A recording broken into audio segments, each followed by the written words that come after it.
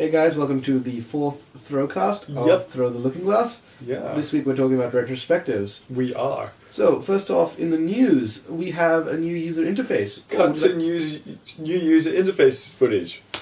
So this is the first time you're going to see gameplay from particulars, and so this is the level aim. So Paul, I know you particularly like this level. Why is that? So this level is all about utilizing forces. So essentially what you're trying to do is you're trying to get these electrons to go and hit those electrons. And what I will probably have to do is lose this so that we can actually start from the beginning again.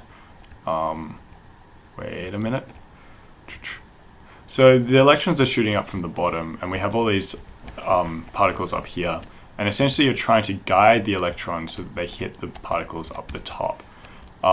We still have a fair bit to go with this level in terms of making it playable and easier and better crafted, but it's a really cool and interesting level. Speaking of cool and interesting levels, this is the boss level. So this is just pretty, right? I mean, look at those lines. By the way, those lines are force lines, which show attraction and repulsion between the various particles. So this is a very much a thing that we're playing with at the moment, and I think right now we're probably showing too many of them, and we're showing them often when there's not enough force to justify it. So we need to tone it down a bit, but just like that opening sequence for this level really shows that there's the really attraction. There's really interesting patterns with the attraction that we're really going to play with. But yeah, that's kind of it. I mean, this is fairly new. This is working off a lot of design that our artists are working on, and kind of utilizing a lot of their ideas in a very simplistic way. So we're going to actually get a full 3D art implementation at some point. But until then, I wanted to get as close as we could without doing a huge amount of implementation work. Yep. And this is what we've come up with. So, cut back! Uncut! So, you've seen some prettiness. Paul, would you like to explain that? It's pretty, it's new. We've good. Got some cool artists. We're working on their ideas. Cool. Next point. Bits and Pieces is a playtesting event which is being set up by the IGDA here in Sydney, the Independent Game Developers Association. We're going to be there. We'll be bringing our new shiny user interface and lots of new level design ideas. Which is going to be lovely. It's going to be the third playtest and the second open playtest of this game, and it's 6 p.m. next Tuesday at the Outhouse Hotel. You should all come and meet us. Yeah. Also play our game. So next is Retrospectives. So, Retrospectives, what are they? What Retrospectives are is that it's an opportunity for you as a group to sit down and think about how your sprints have gone. Basically do retrospectives, or we're doing retrospectives every 2 iterations or every 2 sprints. Yep. So every 1.5 months or so, because we're looking at a 3-week sprint cycle. Yeah. So they're really important because otherwise they're how you improve your processes. And if you don't improve your processes, then you're going to be in trouble. If you're not moving forward, you're moving backwards. Yeah. And to be honest, you're never going to get the processes right, and you need to, like games, you need to iterate on your processes. So how do we do that?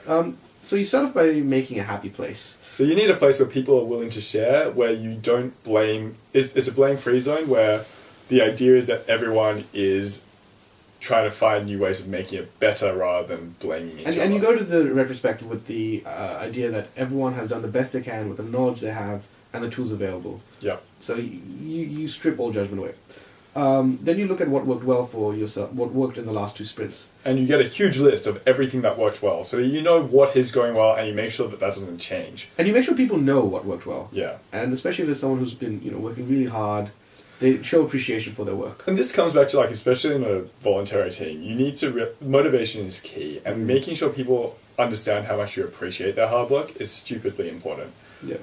You then go into what you've learned in the last sprint, last 2 sprints, and then finally you go into what you don't understand yet, which is a euphemism for what didn't work so well. Yeah. And it's useful. It is really useful. And from there you do you figure out you make up some proposals of what you want to change, and then you vote as a team on what proposals you're going to adopt. And the idea is usually you only adopt 3. Yeah. And so everyone has 3 votes, and you count up all the votes, and then at the end you have... And you have a discussion on, if there's a tie, on what issues might be more important. And that way, what's really good about it is that even though you're constantly changing your processes, you're never making huge sweeping changes. Like, they're all small iterations, so people can keep up with them. Yeah. You're not changing your entire system. It's still within the Agile framework, it's still, your basic company structure, but just constantly improving. So it's a good way to keep your company up to date with what it needs to be doing. Yeah, pretty much. We just had one of these. We've changed a few things. So for instance, we're now, to keep people up to date, we were doing a lot of emailing and getting everyone to email everything, which was getting ridiculous. And no one was reading any emails. Because the threads were too long. Yeah, so instead we've changed things so that essentially we're now doing internal video ThrowCasts, internal ThrowCasts for our team.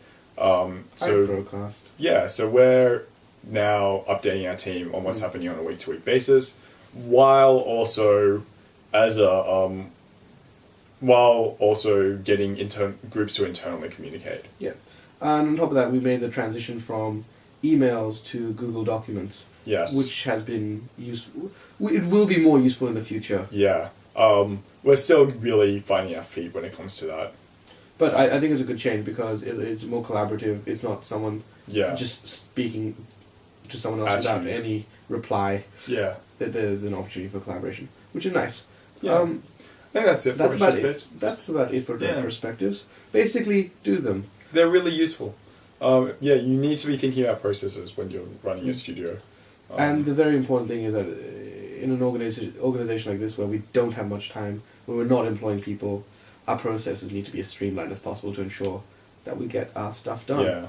So that's it for this week. Please continue to follow us on Twitter, Facebook, YouTube, and the website www.throwtheLookingGlass.com. Yep. Twitter, Throw the Glass, and Facebook, Throw the Looking Glass.